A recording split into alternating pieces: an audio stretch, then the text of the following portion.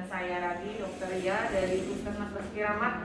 Jadi hari ini kita akan memulai acara ngobras kita, ngobrol bareng Dokter Basura. Jadi hari ini kita akan membicarakan tentang bagaimana kalau kita mau ke Puskesmas Basuki Rahmat dan ke Poli Anak. Jadi serba-serbi pelayanan Poli Anak akan kita bahas hari ini. Jadi sudah bersama saya di sini Dr. Dwi Septiani yang cantik. Jadi beliau ini adalah penanggung jawab Poli Anak di Puskesmas Basuki Rahmat. Jadi nanti kalau berobat ke sini akan bertemu dengan Dr. Dwi Septiani. Selamat pagi dokter. Selamat pagi dokter. Apa kabarnya hari ini? Alhamdulillah sehat. Oh sehat ya. Jadi pagi ini jadi Dr. Dwi akan menjelaskan bagaimana caranya, alurnya, apa saja yang bisa kita layani di Poli Anak. Jadi kita langsung aja ya dokter. Pertama-tama mungkin yang saya tanyakan, bagaimana sih cara mendaftarkan khusus pasien anak di masa pandemi ini dokter? Ya betul. Baik teman-teman sahabat sehat Basura, di sini saya akan menjelaskan terkhusus untuk pasien anak yang akan mendaftarkan anaknya untuk berobat atau berkonsultasi dengan dokter di Puskesmas Basura. Di masa pandemi ini tidak perlu khawatir karena kita sudah menyiapkan alur khusus untuk anak yang akan berobat atau sekedar berkonsultasi. Begitu juga yang akan imunisasi. Seperti biasa pada pasien umumnya, pasien anak akan melalui tahapan screening atau pemeriksaan tahap awal di bagian pintu masuk depan. Oh gitu ya, jadi di tem kali ya. Gitu ya. Untuk pertama kalinya orang tua dan anak dianjurkan untuk mencuci tangan di wastafel pencucian tangan yang sudah disediakan, yang nantinya akan dipandu oleh petugas dari bagian screening yang di bagian pintu depan, dan memastikan wali anak atau orang tua anak yang nganternya juga siapapun itu ya, atau pengasuhnya menggunakan APD yang berupa masker. Nah untuk anak-anak yang usianya di atas 2 tahun boleh menggunakan masker, dan tentunya penggunaan masker pada anak-anak yang di atas 2 tahun sudah dijelaskan oleh orang tuanya untuk tidak sering memegang masker, membetulkan masker dan sebagainya. Nah setelah melalui tahapan awal ini tentunya akan diperiksa suhu tubuhnya, baik yang mengantarkan maupun anak yang akan diperiksakan dokter ya. Oh gitu. Nah kemudian setelah mendaftarkan, apabila suhunya normal, maka pasien akan langsung ditunjukkan ke arah Poli Anak untuk dilakukan konsultasi. Tapi bila terdapat screening itu hasilnya temperatur anak naik atau lebih dari 37,5, disarankan untuk menunggu di bagian ruang terpisah khusus ISPA. Bukan di ruang anak. Udah terpisah ya, jadi ya. Sudah terpisah. Jadi begitu ya. Jadi tetap kalau misalnya mau berobat dan membawa anak, orang tua harus menjadi leader nih. Bukan anaknya disuruh berobat sendiri ya dokter ya. Jadi memang anaknya disuruh pakai masker, karena kita bicara ini sekarang pelayanan di Poli Anak selama pandemi, karena sekarang kita lagi masih pandemi COVID ini ya. Jadi dokter, apa saja sih kalau sudah masuk di Poli Anak itu kita akan mendapatkan pelayanan apa aja di Poli Anak? Misalnya sudah masuk nih di Poli Anak ya, baik itu ISPA maupun non ISPA begitu dokter. Ini dokternya saya akan menjelaskan dulu yang non ISPA ya, yang langsung menuju ke ruang anak. Kita akan panggil sesuai dengan nomor urut pasien yang status atau rangka medis pasiennya sudah dimasukkan ke dalam ruangan. Meskipun pasien itu di luar sudah menunggu beberapa orang, tidak kami masukkan ke semuanya pasien tersebut, tapi satu persatu berikut juga yang mengantarkan. Bila yang mengantarkan lebih dari satu, sisanya akan kami persilakan untuk tetap menunggu di luar. Hanya satu wali saja yang boleh menemani si bayi di dalam. Orang aja, nggak satu kampung ya dong. Meskipun misalnya kan biasanya kan kalau pasien dokter ya yang ngantar kan selain ibu Iya, ada neneknya yang ikut, atau mungkin ada tantenya yang ikut. Nah hanya saja keluarga inti yaitu ayah atau ibu anaknya saja yang boleh. Apalagi kalau cucu pertama dokter, terus imunisasi sudah pakai neneknya juga ikut ya. Nah mohon maaf sahabat-sahabat Basura, kita tidak memberikan kebebasan atau keluasan, tapi justru di sini kita akan menjaga protokol kesehatan. Begitu ya. Di Puskesmas Basuki Rahmat. Terus lanjut lagi dokter, apa saja pelayanannya tadi? Ya, setelah kita lakukan pemanggilan pasien, tentunya nanti petugas akan mencocokkan identitas pasien dengan status dan rekam medis yang sudah kami terima sesuai dengan keterangan dari orang tua anak. kemudian baru kita lakukan anamnesa dokter Ya, ya. Anamnesa sesuai dengan keluhan anak yang tentunya tidak mengarah ke ISPA atau demam ya, keluhan yang lainnya. Berarti itu kita lakukan anamnesa ya, dengan ibu atau bapaknya yang ngantar ya, atau walinya yang mengantar ya. Menjelaskan sesuai dengan kondisi pasien. Tetapi di sini dokter ya tidak memungkinkan, tetap kita eksplor orang tua. Di sini kita mengharapkan kejujuran orang tua atau wali yang mengantarkan anak. Kalau misalnya ada kontak dengan orang yang suspek COVID atau memang melakukan perjalanan ke luar kota, nah, diharapkan meskipun anaknya tidak tergolong ada keluhan ISPA, tetap menyampaikan riwayat perjalanan dengan petugas kesehatan karena itu akan mempengaruhi diagnosa yang akan ditentukan oleh dokter. Oh, jadi setiap anak yang ISPA maupun non ISPA yang berobat di poli anak nanti ditanya pernah kontak atau tidak, atau ada riwayat perjalanan ya dokter. Jadi jadi bukannya curiga atau gimana, cuma memang kita menjaga-jaga agar kita semua sehat semua nih, tidak ada kontak segala macam ya gitu. Terus lanjut dokter. Ya, karena diperlukan keterangan yang seperti itu kan banyak yang anak-anak juga yang OTG dokter. Tanpa gejala. Jadi di sini kita tidak mau cukup banyak ya. Iya, tidak mau kecolongan, tidak mau luput dari pemeriksaan. Jadi kalau sudah ada kontak, kita akan lakukan screening lebih lanjut lagi sebelum ke arah penyakit yang dikeluhkan. Nah, nanti kalau memang hal itu negatif, tidak ada sama sekali, baru kita masuk ke keluhan utamanya. Setelah di anamnesa, nanti akan dilakukan pemeriksaan oleh dokter umum yang ada di ruangan sesuai dengan keluhannya dokter ya. Terus sebelum diperiksa apa ada tindakan-tindakan periksa apa tuh di dalam ruangan dokter?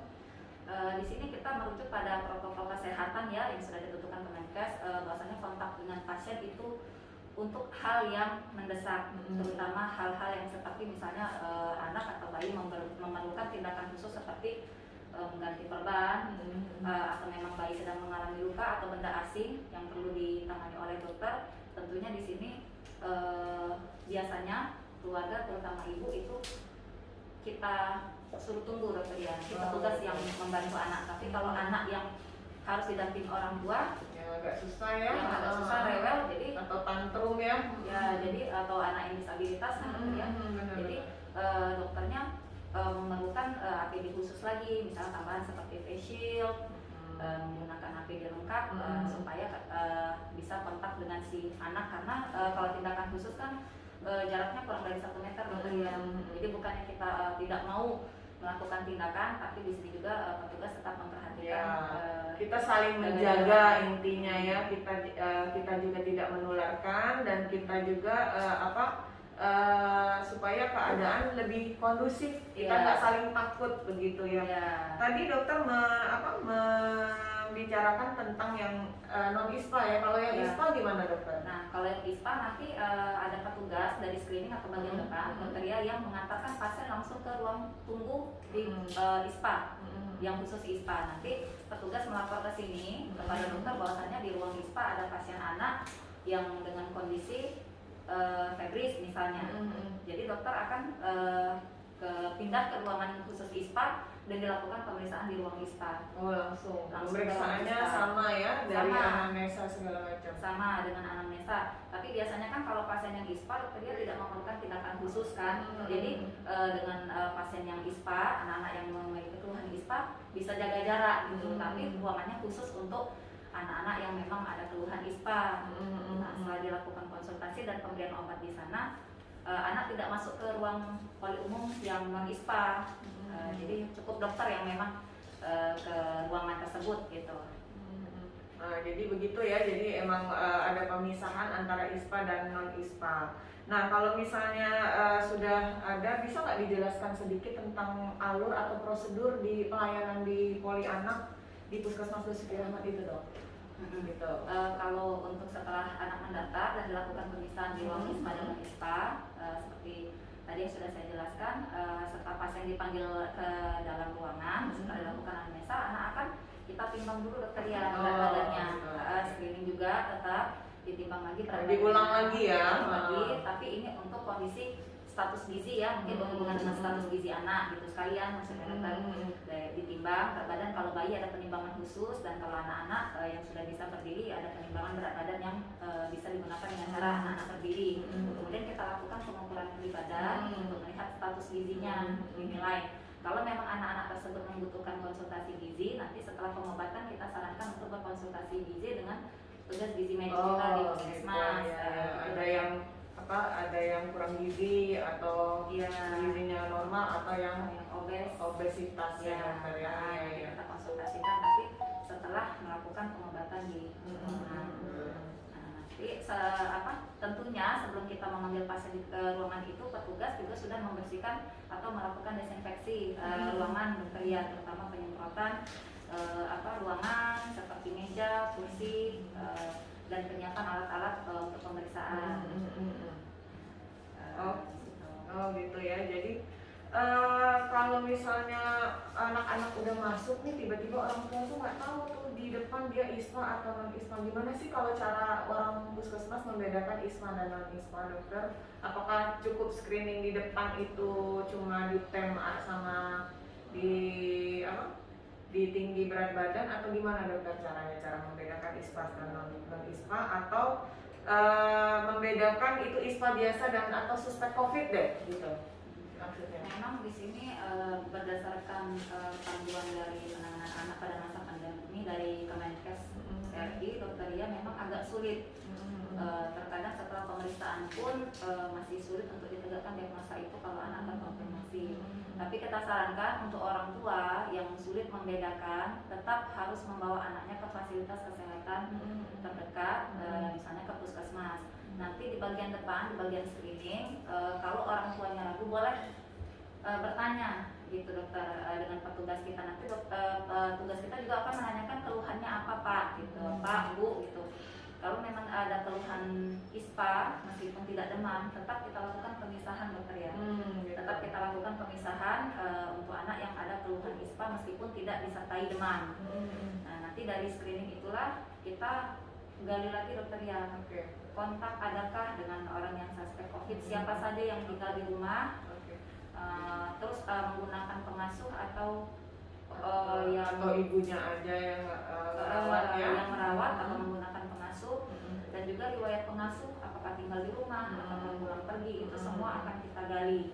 Nah, setelah kontak yang seperti itu kita dalami, kemudian keluhan si anak, tentunya pemeriksaan fisik di sini dibutuhkan karena memang kalau pada anak-anak tidak bisa menyampaikan keluhan seperti orang dewasa. Jadi dengan bantuan pemeriksaan fisik yang tadi memang harus menggunakan APD, dokter ya, digunakan stetoskop untuk memeriksa adakah tanda-tanda seperti pada anak-anak itu napas cepat, itu meskipun dia tidak disertai dengan demam. Itu napas cepat, disertai batuk sesekali, pemeriksaan rongga mulut mungkin ada peradangan. Nah, yang seperti itu nanti melalui screening itu baru kita putuskan apakah anak mau kita rujuk atau tetap bisa kita lanjutkan pengobatan di puskesmas gitu. Nah dokter, jadi kita ini kan lagi COVID ya dokter ya. Sebenarnya udah banyak nih pertanyaan, gimana sih cara mengetahui kiat-kiat khusus? Kan ternyata anak-anak kita ini banyak yang kalau kena COVID itu tidak bergejala. Gimana sih kiat-kiat khusus agar anak-anak ini tidak kena COVID? Gimana sih gejala COVID pada anak-anak, atau ya banyaklah segala macam tentang, bisa nggak dokter jelaskan sedikit tentang anak-anak dengan COVID atau kiat khususnya untuk supaya anak-anak jauh dari COVID sekalian? Kalau kiat-kiat khusus ini dokter ya saya sampaikan berdasarkan panduan yang kita gunakan saat ini. Memang untuk memastikan anak untuk tidak kontak itu sangat sulit ya. Nah, tapi kita usahakan kecuali dikurung ya anaknya ya. Kalau yang memang disarankan yang tidak memerlukan keluar rumah, tidak mendesak seperti misalnya sakit, anak-anak disarankan tetap tinggal di dalam rumah. Tapi hanya saja orang tua kan pasti tetap kontak dokter ya keluar. Nah, orang tua inilah kunci anak untuk tetap terjaga dari kontaminasi atau terkonfirmasi COVID, terutama pada saat keluar. Orang tua tentu saja menggunakan protokol kesehatan seperti 3M, memakai masker, mencuci tangan dan jaga jarak. Ketika pulang ke rumah, lepaskan semua alat pelindung diri tadi beserta pakaian yang masih bisa ditanggalkan untuk ditaruh di luar. Setelah itu jangan langsung ke kamar, jangan langsung pegang anak, langsung mandi, keramas sebersih mungkin. Nah setelah semuanya dilakukan, baru boleh kontak dengan anak. Seperti itu juga kalau misalnya menggunakan pengasuh yang tidak tinggal di rumah, dokter ya, dilakukan screening juga terhadap pengasuhnya. Selama mengasuh anak, yang pengasuh tadi baru datang dia jadi mandi dulu aja ya, lebih baik ya. Mandi, berganti baju, dan selama pengasuh tersebut mengasuh anak menggunakan masker. Jadi kalau orang tua mungkin masih di rumah kan kontak hanya dengan anak itu lebih aman, dokter ya, tidak menggunakan masker. Tapi kalau misalnya pengasuh yang pulang pergi itu kan riwayat dia kontak dengan orang lain tidak kita ketahui. Jadi demi menjaga kesehatan anak, sarankan untuk pengasuh tersebut menggunakan masker selama mengurus anak. Begitu juga disarankan kepada yang mengasuh anak di rumah, baik orang tua atau mempunyai petugas khusus yang mengurus anak, mainan anak itu ternyata dokter ya tidak boleh luput dari perhatian kita. Kalau anak yang di bawah 1 tahun yang masih menggunakan mainan yang dimasukkan ke dalam mulut, itu ternyata perlu dicuci. Dicuci. Lebih intens lagi nyucinya ya. Dicuci, bahkan direndam di dalam larutan desinfektan dengan takaran 2 sendok makan larutan pemutih ke dalam 2 liter air. Kemudian lakukan perendaman selama 10-20 menit, kemudian dibilas air biasa dan dikeringkan tanpa menggunakan handuk. Dijemur ya, dijemur di sinar matahari juga bisa ya dok ya? Ya boleh. Boleh biar cepat tidak menggunakan media pengering seperti itu. Iya. Jadi intinya kita ini lagi berperang dengan musuh yang tidak terlihat. Jadi kita harus was-was ke mana aja dan ke siapa saja. Mungkin dokter kita sudah ada pertanyaan? Oh sudah ada ya. Oke, kita langsung aja pertanyaan. Oh kayaknya banyak ini dokter. Wow, udah banyak ini. Sudah ada 10 pertanyaan. Oh 1 orang dari Mega Christy Sherry Miguel Syah.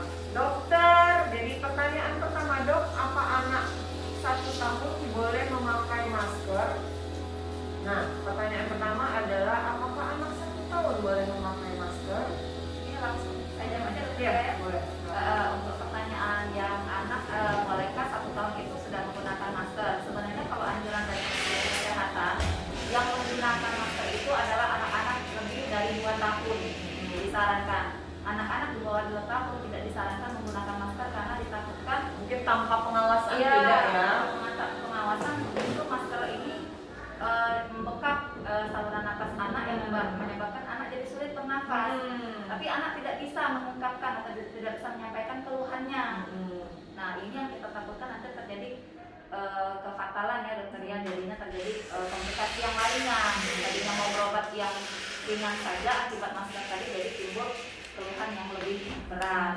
Kalau memang dikhawatirkan mungkin untuk anak yang sudah 1 tahun yang mungkin sudah mulai mengerti ucapan orang tua untuk belajar digunakan mulai ngerti sakit dan menyampaikan rasa keluhan ya dokter ya, mungkin bisa, atau selalu dalam pengawasan seperti itu ya dokter ya?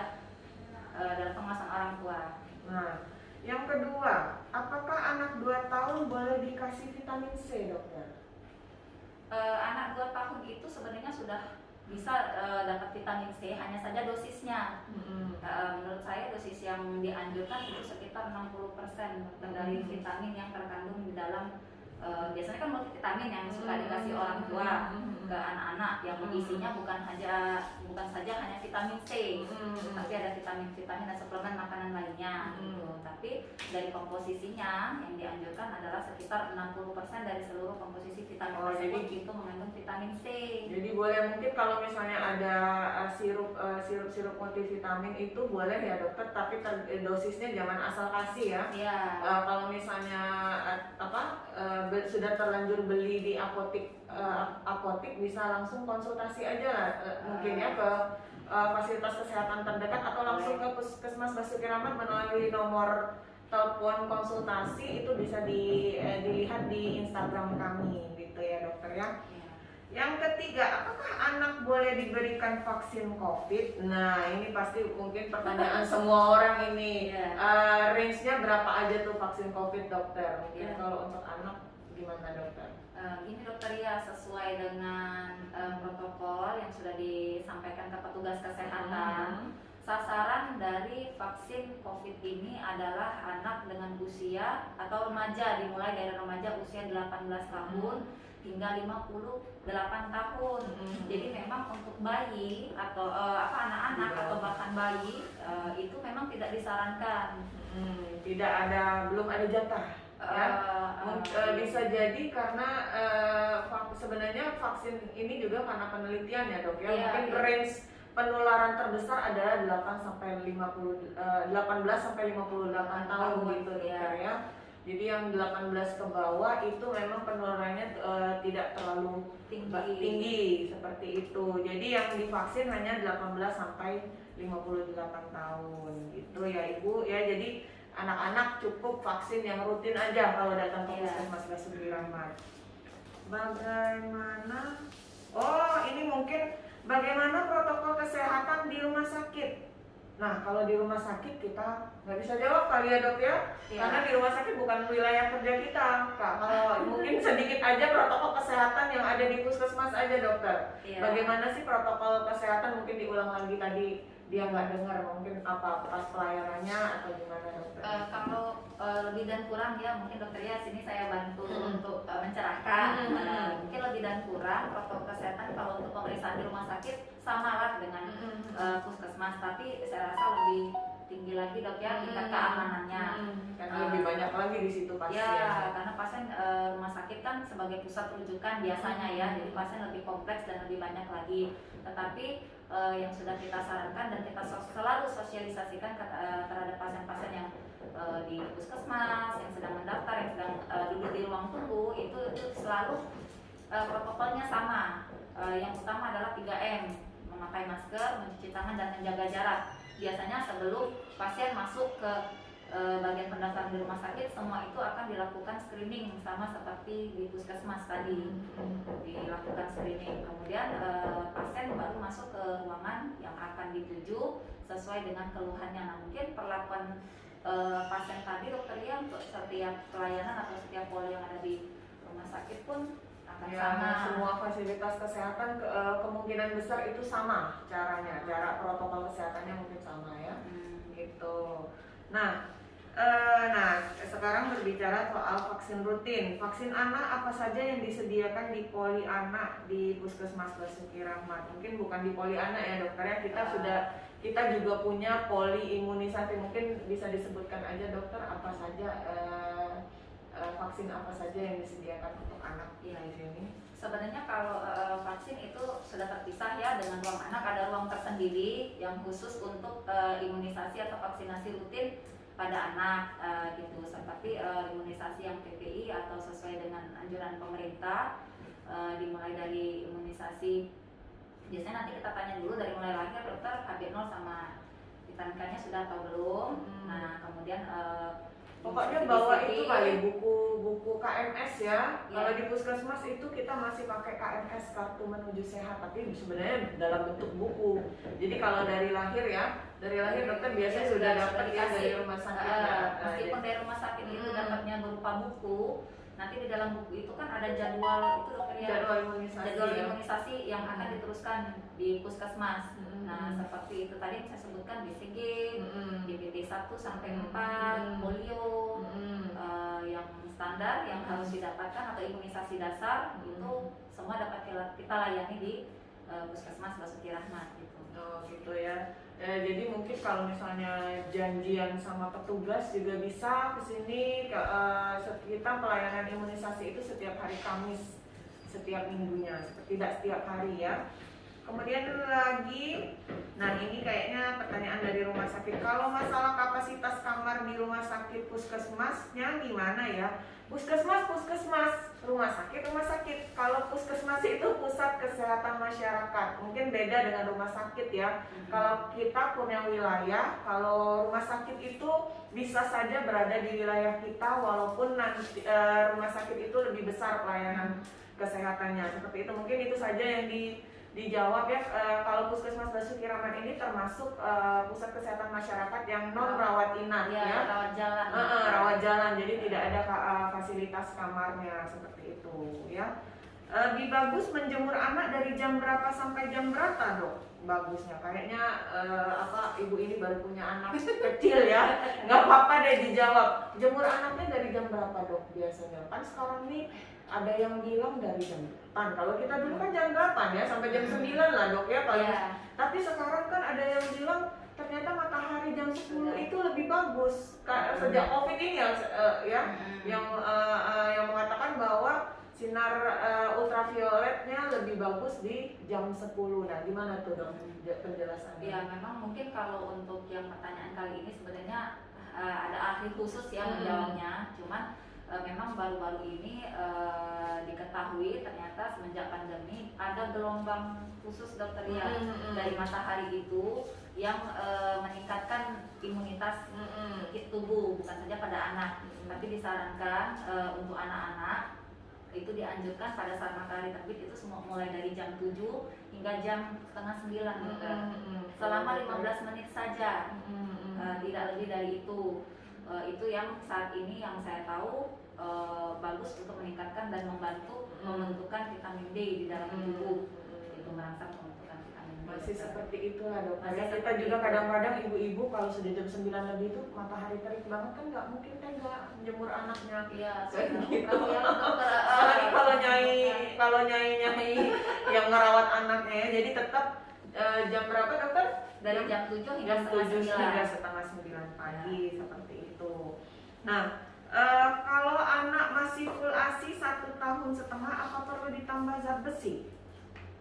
Nah, Dokter, penambahan zat besi itu mungkin tergantung ya, Dok, kasusnya apa ya, Dok ya? Iya. Kalau menurut saya, Dokter ya, kalau untuk penambahan zat besi pada anak itu dilihat dari kasus. Kalau anak sudah statusnya cukup, gizinya sudah baik, tidak perlu penambahan suplemen seperti besi ya. Kalau karena di dalam ASI, di dalam makanan yang sudah ada, kalau 1 tahun ke atas kan sudah makan ya, Dok? Iya, sudah makan yang bisa makan seperti nasi yang lembut, Bu, misalnya sayur-sayuran seperti bayam, karena di dalam makanan yang organik ya, yang kayak sayur-sayuran kan bayam itu sudah mengandung zat besi yang cukup untuk anak-anak, jadi tidak perlu mengkonsumsi suplemen khusus zat besi aja itu nggak usah ya, Dok. Takutnya nanti justru berlebihan, nanti menimbulkan efek samping lainnya gitu. Atau memang sekarang itu memang ada beberapa orang anak itu yang kekurangan zat besi dalam pemeriksaan laboratorium. Nah, itu lain kasus lagi ya. Itu mungkin kita harus konsultasi dulu ke dokter spesialis ya, Dokter ya. Nah, kalau hal-hal untuk yang seperti kita, kalau kita ketemu seperti pasien seperti itu, Dokter, di anak, tentunya saya akan sarankan untuk berkonsultasi dengan dokter spesialis anak, bagaimana untuk penanganan selanjutnya. Oke, Dokter. Kemudian apa tips agar anak-anak sehat terus di masa pandemi? Mungkin tadi sudah ya. Banyak sekali kiat-kiat dan khusus untuk agar tidak terkonfirmasi COVID itu sudah tadi ya, Bu ya. Vaksin jenis apa saja yang penting ya, Dok? Nah, sebenarnya tadi sudah dijelasin juga. Yang penting itu vaksin yang dasar. Tadi ya, HB0 ya, Dokter ya. HB0 dan vitamin K lah. Kalau untuk pendamping sebenarnya untuk 1 bulan awal itu bayi harus mendapatkan imunisasi BCG, kemudian bertahap nanti DPT 1 hingga DPT 4 yang ada jaraknya, Dokter ya, interval 1 bulan ya, 1 bulan kemudian untuk imunisasi selanjutnya. Imunisasi dasar itu sampai ke 9 bulan yang utama, sampai ke yang campak. Nah ya, kalau misalnya orang tua pengen menambah imunisasi yang non PPI, maksudnya yang di luar imunisasi dasar, boleh, tapi nggak ada layanannya di Puskesmas, Dokter, untuk yang non PPI. Ya, jadi kalau mau yang imunisasi standar aja itu bisa kita layani di Puskesmas lengkap kalau di sini ya. Kalau di luar PPI itu tidak bisa kita layani ya, mungkin dianjurkan ke swasta saja atau rumah sakit ya, seperti itu. Itu saja, ini baru 1 orang loh. Ada lagi nggak pertanyaan? Ini 1 orang lagi ya. Wah, Ini berapa orang? 1 orang juga. Oh, lanjutan. Kalau lanjutan dari Mega tadi ya, kalau waktu jemur apa perlu dikasih masker ya Pak? Nah, dia ini baru punya anak katanya. Jadi kembali tadi dokter ya sudah saya jelaskan kan, anak yang kita perlakukan ini mulai dari batas usia berapa yang akan digunakan masker itu. Kalau seperti lewat dari 2 tahun seperti apa, di bawah 2 tahun. Mungkin saya potong dulu dok. Ini jemur anak ini dari usia berapa sampai usia berapa sih dok? Kira-kira kalau kita jemur anak nih biar dia tahu perlu masker atau enggaknya gitu loh dok. Itu kan pasti di bawah 1 tahun ya dok ya, kita yang jemur-jemur ya. Kalau ini dari saya dokter ya, kalau menjemur anak itu kan biasanya cukup di lingkungan rumah ya. Iya, enggak di tengah mall juga kan jemur anak gitu maksudnya kan bukan di keramaian. Emaknya aja atau neneknya ya, atau satu keluarga aja yang sudah memang kontak setiap hari kan gitu. Jadi saya rasa nggak perlu dokter ya pakai iya, masker. kayaknya nggak usah pakai masker karena memang anak yang dijemur juga 6 bulan ke bawah pasti kan. Iya, gitu masih bayi lah kalau sebelum bayi. Biasanya sebelum pusarnya puput ya dok ya. Gitu. Memang pada dasarnya untuk menjemur anak ini tidak ada batasan usia, tapi yang intens kan untuk anak-anak yang masih baru lahir kan, terutama kan yang di jam yang sudah dijelaskan tadi, itu ya tentu saja tidak perlu menggunakan masker. Kalaupun anaknya juga usia yang 2 tahun, 1 tahun, kalau lingkungan yang berjemur itu di sekitar pekarangan atau halaman rumah, seperti biasa saja dilakukan olahraga ringan sambil berjemur, tidak perlu menggunakan protokol kesehatan kecuali keluar rumah, seperti olahraga di luar rumah. Iya, makanya kadang jangan kalau jemur anak jangan sambil ibunya olahraga. Jadi ibunya juga konsen untuk menjemur anak. Jadi sekitar rumah saja.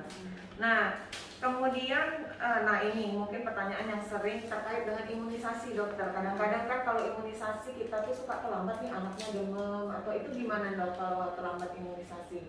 Bulan depannya dan menyesuaikan siklus berikutnya atau gimana dokter?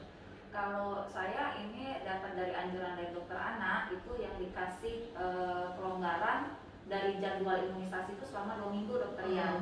2 minggu itu kalau masih mundur dari jadwal imunisasi sebelumnya tidak masalah. Jadi nanti setelah 2 minggu dia sembuh dari sakitnya diberikan imunisasi yang seharusnya sudah dapat 2 minggu yang lalu. Tapi kalau misalnya udah lebih dari 1 bulan, nah di sini yang perlu dikonsultasikan. Nah, terutama kayak imunisasi dasar seperti BCG, dokter itu kan tidak bisa lagi kalau sudah lewat dari 1 bulan anaknya. Karena kalau udah lebih dari 1 atau sampai 2 bulan usia anak, tentunya akan dilakukan tes tuberkulin lagi untuk memastikan anak tersebut tidak terkonfirm TB paru. Jadi memang ada tahapan dan protokolnya juga dokter ya gitu. Nah gitu ya, jadi memang perlu dikonsultasikan kemudian ya. Kalau misalnya ini kan kita baru berbicara 1 vaksin nih, nanti vaksin yang lain-lain terlambat bagaimana, bisa mungkin datang dulu ke Puskesmas Lesi Keramat dan berkonsultasi dengan dokter yang ada di sini kemudian. Nah terakhir masalah alergi anak gimana ya dok? Nah masalah apa nih, banyak loh alergi, mungkin sedikit aja tentang alergi anak dok. Apa saja yang dialergi anak dan cara mengatasinya? Kalau alergi anak kan ya luas dokter ya. Iya, mungkin dari bayi aja mengetahui mungkin ya, mengetahui cara alergi anak. Sebatas anak, bayi mulai bayi sampai anak-anak kan rata-rata kasus alerginya tuh seperti misalnya kulit ya, kebanyakan dermatitis atopi yang memang sudah didapatkan secara genetik, biasanya ada riwayat orang tua yang sebelumnya sudah memiliki riwayat alergi. Nanti tidak menutup kemungkinan alerginya meningkat ke saluran nafas, kemudian seperti asma ya, yang seperti itu. Kalau untuk kasus alergi, karena banyak kasusnya luas pada anak itu memang tempatnya alergi tidak bisa dibuka satu persatu, mungkin tergantung alergi yang terdapat pada anak gitu. Kalau seperti misalnya di kulit ya perlu ditelusuri masalah alergi lokal dokter ya, mungkin dari penggunaan sabun yang digunakan oleh bayi mungkin tidak bisa yang dengan pH-nya terlalu rendah atau asam, jadi memilih sabun bayi yang pH-nya basah.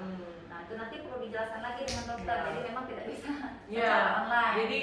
Jadi mungkin nanti kita bahas satu persatu ya. Tetap aja kalau alergi atau penyakit pada anak itu perlu dikonsultasikan kepada dokter yang berkompeten. Seperti itu, kita lihat dulu mungkin kalau penanda dari awal itu kalau dari bayi bisa saja ada bercak atopi di pipi ya, di pipi Karena mungkin operasi, dia karena bisa operasi. dokter. Jadi itu kemungkinan besar sudah tanda-tanda anak terkena alergi. Jadi ASI dan susu formula atau makanan-makanan perlu diperhatikan seperti itu ya. Oke, ini sudah pertanyaan banyak lagi? Oh, banyak dokter. Nah, pacak 2 jam dokter kita ngobrol ini dokter. Ya wah, oke. Kemudian ini dari Instagram Viva N6121. Assalamualaikum dokter, izin bertanya hal apa saja yang pertama kali dilakukan saat anak kejang karena demam terlalu tinggi. Terima kasih. Nah, kalau anak kejang karena demam terlalu tinggi gimana dokter?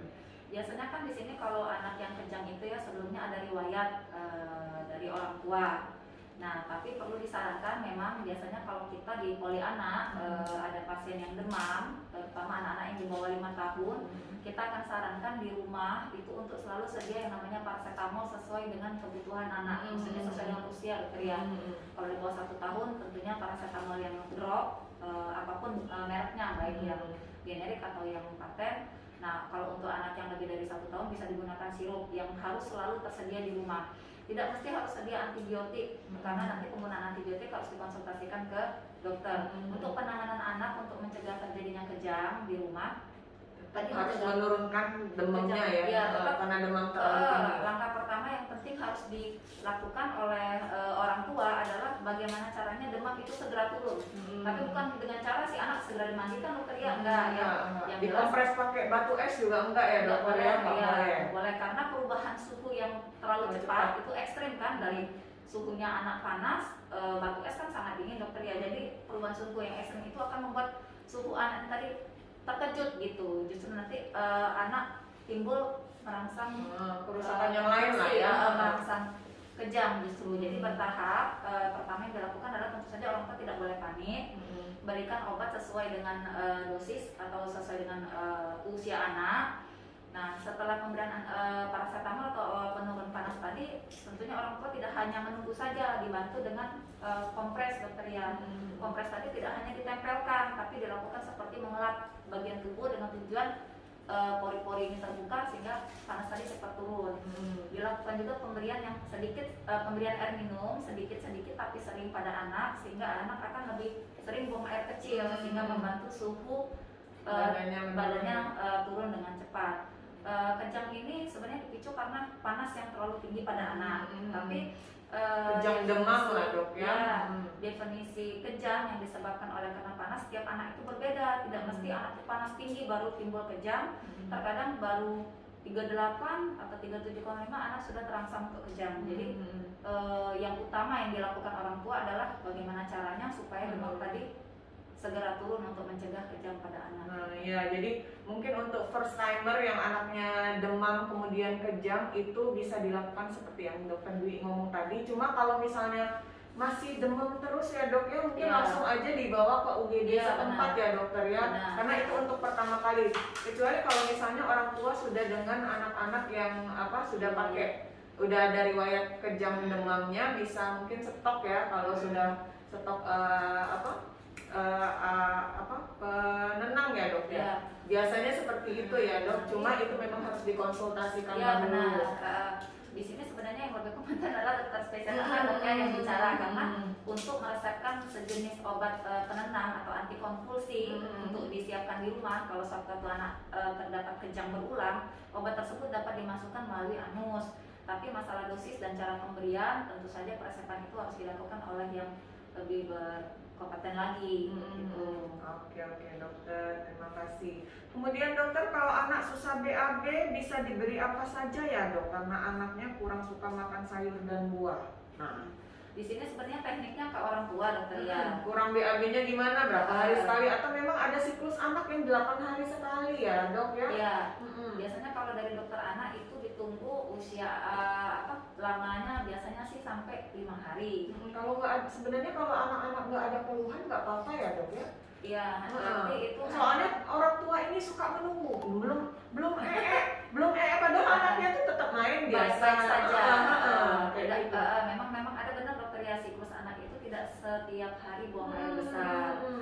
Yang penting perlu diperhatikan sama orang contoh di sini adalah bagaimana keadaan umum anak. Keadaan umumnya ya. Nah, kalau memang dengan keadaan perut begah, anak rewel, tidak mau main atau terkesan pendiam, menahan sakit nah, ya. itu yang perlu dikonsultasikan. Tidak boleh langsung diberi obat yang apa sih di luar resep dokter ya, gitu, lebih membahayakan karena pencernaan anak-anak ini berbeda dengan orang dewasa. Ya, perlakuan anak ini sebenarnya bukan dewasa dalam bentuk kecil, tapi dia itu adalah anak-anak yang memang manusia lain dengan manusia dewasa seperti itu. Kalau dulu saya diajarin ya, gitu. Jadi memang harus diperhatikan. Kalau memang ada keluhan segala macam jangan diatasin sendiri dulu.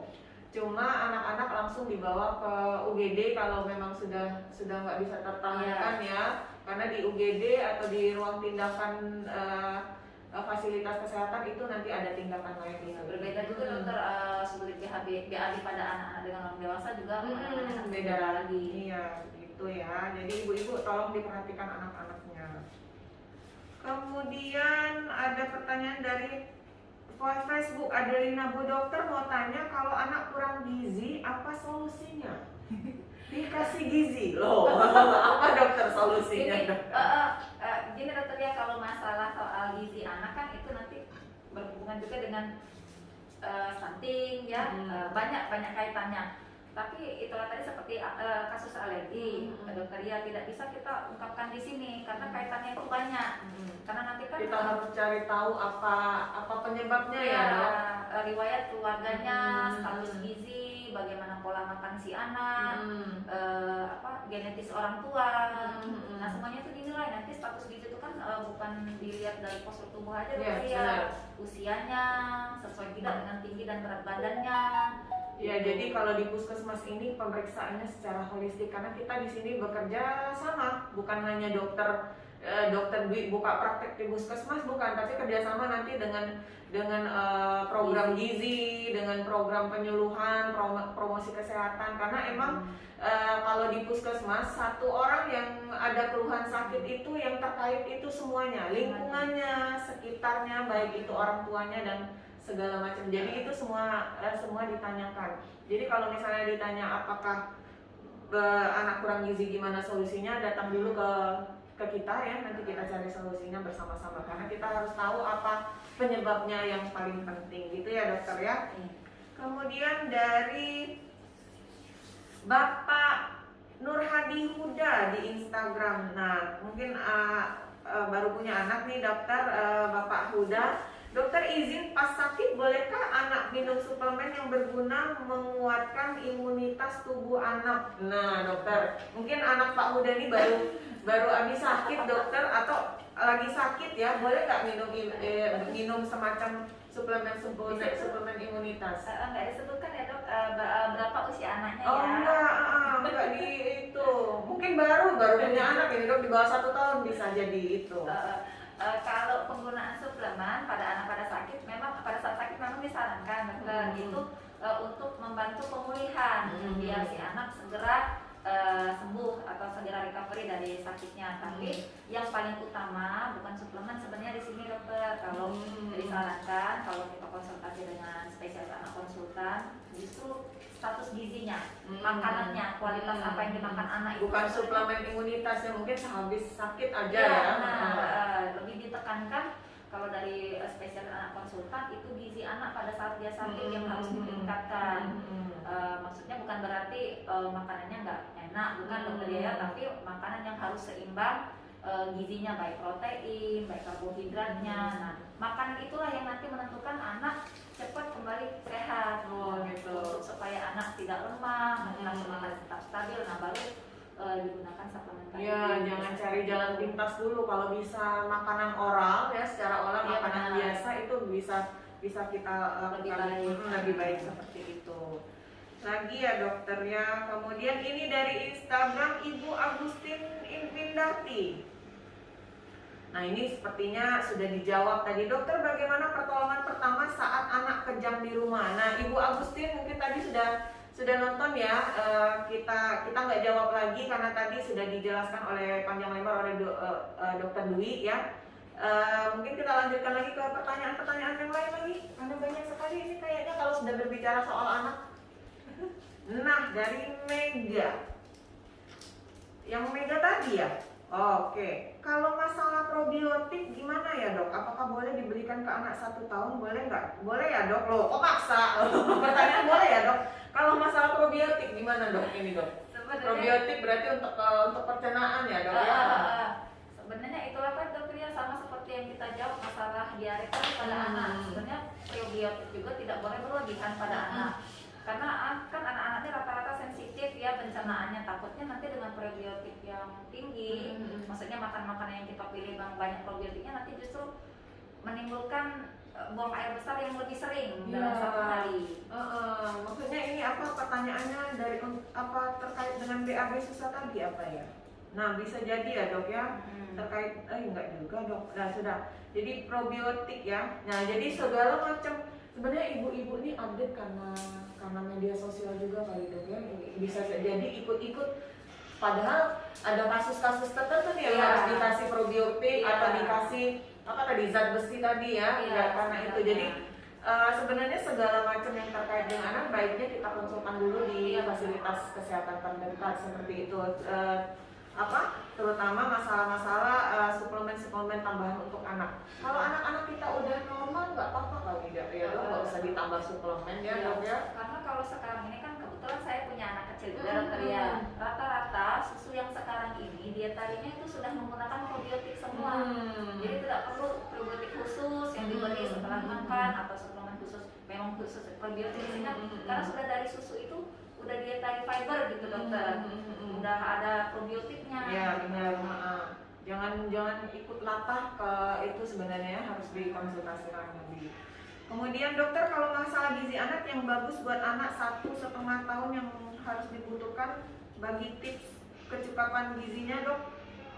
Nah jadi untuk anak 1,5 tahun tuh bagusnya makanannya apa aja? Bagus gizinya gimana? Sebenarnya sini tidak ada ketentuan harus makan tertentu ya, misalnya harus banyak makan ikan atau banyak makan ini. Yang penting seimbang antara protein, karbohidrat dan serat. Karena anak usia 1,5 tahun itu kan seperti dokternya tadi sampaikan makanannya sebenarnya sudah bebas. Udah bisa makan nasi, meskipun nasinya yang lembut, sayuran juga sudah bisa secara langsung. Hanya saja mungkin kita pisahkan di sini tidak bisa makan yang terlalu banyak berminyak, yang mengandung santan dokter ya mungkin yang pedas tentu saja tidak bisa. Kalau itu sudah seimbang, setiap hari kita berikan di samping pemberian susu ya, susu formula biasanya. Jangan lupa buah dokter. Yang disarankan sebelum makan sih biasanya pada anak-anak tuh buah yang disukai aja sama anak-anak, tidak mesti harus jeruk, tidak mesti harus yang mengikuti yang orang dewasa, karena memang sebagian anak-anak juga kalau mengkonsumsi buah-buahan, misalkan anak mau tuh makan jeruk tapi ternyata pencernaannya belum siap untuk mengkonsumsi jeruk, itu kadang reaksi si anak akan mengalami buang air besarnya cair, gitu ya. Ibunya timbul khawatir kan, jadi sesuai tahapan aja Bu, ikutin saja apa yang dimau oleh anaknya, gitu asalkan dietnya seimbang antara protein, karbohidrat dan serat tadi. Ya, terutama peran ibu ke anak-anak itu sangat diperlukan ya untuk memperhatikan asupan-asupan makanan untuk anak-anak. Yang penting dalam satu porsi makan itu dokter ya harus lengkap, sudah ada lauk, sayur dan kalau dulu kita 4 sehat 5 sempurna, kalau sekarang kan sayuran, buah ya, itu yang harus penting diperhatikan untuk konsumsi anak gitu. Lagi nah sebelum kita lanjut ke pertanyaan ini ya dok ya, terkait di pelayanan di Puskesmas Basuki Rahmat ini bisa nggak kita nggak pakai kartu BPJS atau gimana? Tadi belum kita ngomongin nih gitu untuk pelayanan di Poli Anak. Oh ya Kak, tadi mungkin kelupaan pada saat mendaftarkan anak memang pengalaman kami selama di Poli Anak ini di wilayah Puskesmas Basuki Rahmat banyak anak-anak yang belum masuk terdaftar di BPJS Kesehatan. Tapi di sini tidak perlu khawatir ibu-ibu karena kan biasanya banyak kendala ya. Anak-anak itu belum ikut masuk ke dalam BPJS, orang tuanya macam-macam kendalanya, mungkin karena belum terdaftar di RT setempat atau memang belum sempat mendaftarkannya ke kantor BPJS. Itu tetap bisa mendaftar umum ke Puskesmas Basuki Rahmat di bagian pendaftaran. Seperti biasa ibu mau berobat atau bapak mau berobat, didaftarkan atas nama anaknya, kemudian akan membayar retribusi sebesar 4.000 rupiah. Gitu. Dan 4.000 loh sudah sampai dapat obat. Gitu. Dapat obat sudah kecuali ada tindakan ya. Kecuali kalau ada tindakan ada biaya lagi yang harus dibayarkan oleh pasien seperti itu. Tindakan juga itu tergantung tindakannya juga dokter ya. Tergantung tindakannya nanti akan kita jelaskan sama pasiennya kalau memerlukan tindakan khusus namanya kalau itu. Tapi kalau yang kartis umum tadi 4.000 itu sudah sampai ke apotek, udah dapat konsultasi dokter ya, sudah cukup, sudah lengkap pokoknya paket lengkap. Dapat obat itu udah tidak perlu biaya tambahan. Tinggi badan, berat badan, tem segala macam udah all in seperti itu. Oke, kita lanjut lagi. Ivika N6121. Pertanyaannya, alternatif anak saya supaya mau makan nasi gimana ya dok? Soalnya udah umur 5 tahun tapi tidak mau makan nasi. Kalau dikasih nasi muntah, jadi makan bubur susu terus. Nah dok, gimana ini? Nah kalau yang untuk kasus seperti ini kan terkhusus ya. Makan bubur udah 5 tahun loh dok. Itu sebenarnya sebaiknya kayaknya bawa ke sini deh. Ya. Sebaiknya bawa ke sini ditimbang sebenarnya apakah gizinya sudah baik atau belum ya, atau bahkan makan bubur aja udah obesitas ya. Baiknya kita bicarakan langsung secara langsung di sini seperti itu ya dok mungkin ya. Iya ini karena kalau sudah 5 tahun cuma makan nasi itu cuma makan bubur maksudnya itu pasti gimana ya bayangan status gizinya. Jadi kita harus tahu dulu Bu, anak yang 5 tahun yang tidak mau makan nasi ini gimana sih status gizinya ya, mulai dari itu tadi ada gigi geliginya gimana, bisa kita konsultasikan nanti ke dokter gigi yang ada atau memang ada kesusahan dia di bagian mulutnya kita harus belum harus kita lihat langsung gitu. Seperti itu, jadi banyak sekali ya dok ya yang harus kita bicarakan kalau soal anak ini ya, nggak bisa langsung kita judge di sini aja seperti itu. Apakah ada lagi pertanyaan? Belum ada ya? Sudah ya? Sepertinya cukup aja ya dok ya. Kalau misalnya ada pertanyaan lagi bisa langsung ke Puskesmas Basuki Rahmat. Jadi memang hari ini itu kita sebenarnya membicarakan tentang pelayanan di Puskesmas Basuki Rahmat. Jadi tadi dokter Dwi sudah menjelaskan kalau kamu mengobati anaknya di Puskesmas Basuki Rahmat itu bisa melalui pendaftaran lebih dulu. Kalau Anda BPJS silakan siapkan kartu BPJS. Kalau Anda bukan peserta JKN itu bisa berbayar karcis retribusi sebesar Rp4.000. Itu sudah mendapatkan pelayanan konsultasi, pelayanan tinggi berat badan, pemeriksaan gizi juga sudah termasuk, dan kalau misalnya ada resep yang harus ditebus sudah mendapat obatnya seperti itu. Jadi kemudian di ruangan anak juga nanti bisa bertemu dengan dokter atau dokter spesialis, bisa berjanji. Kemudian tapi kita tidak bisa berjanji banyak ya karena dokter spesialis ini sangat sibuk sekali. Bisa saja konsultasi dengan dokter Dwi Septiani di sini. Jadi jadi kalau misalnya berobat ke Puskesmas Basuki Rahmat di Poli Anak tetap harus melewati screening karena kita masih menjalani pandemi COVID ini. Jadi semua harus pakai masker dan melewati screening di depan. Harus tidak boleh, temnya tidak boleh tinggi, kemudian harus cuci tangan dan memakai masker. Begitu juga anak-anaknya. Pemakaian masker untuk anak-anak itu harus diperhatikan usia anak. Jadi intinya adalah diperhatikan oleh orang tuanya. Jangan sampai nanti pemakaian masker itu membahayakan anak kita sendiri ya. Gitu. Jadi tetap aja di sini. Terus pas pelayanan juga masuk ke dalam itu anak-anak itu cuma bisa didampingi oleh 1 orang. Jadi walaupun nanti kalau datang ke sini dengan nenek, kakek, bapaknya, tantenya itu sebaiknya nunggu di mobil saja gitu. Jadi kalau misalnya di sini juga kan supaya protokol kesehatan tetap terjaga. Kita harus tetap ingat 3M ya. Jaga jarak, memakai masker, kemudian mencuci tangan selalu. Jadi itu ya dokter, masalah-masalah diagnosis diagnosa anak atau keluhan anak yang lain itu bisa kita bahas langsung di sini, kita konsultasikan dulu, karena memang kasus-kasus penyakit pada anak ini memang harus benar-benar diperiksa secara detail dengan dokter di fasilitas kesehatan setempat. Tidak bisa langsung via WA atau konsultasi yang jarak jauh seperti itu, karena kita harus ingat anak itu bukanlah dewasa yang dalam bentuk kecil, karena anak itu adalah individu tersendiri, jadi penanganannya pun tersendiri, mereka itu unik. Jadi gitu saja sahabat sehat Basura, semoga anak-anak kita sehat selalu ya. Kita juga sebagai orang tua juga tetap mendampingi anak-anak kita supaya menjadi generasi bangsa yang sehat dan berguna. Kami mohon undur, mohon maaf apabila ada kata-kata yang salah. Tetap sehat, tetap semangat, salam sehat. Terima kasih. Terima kasih.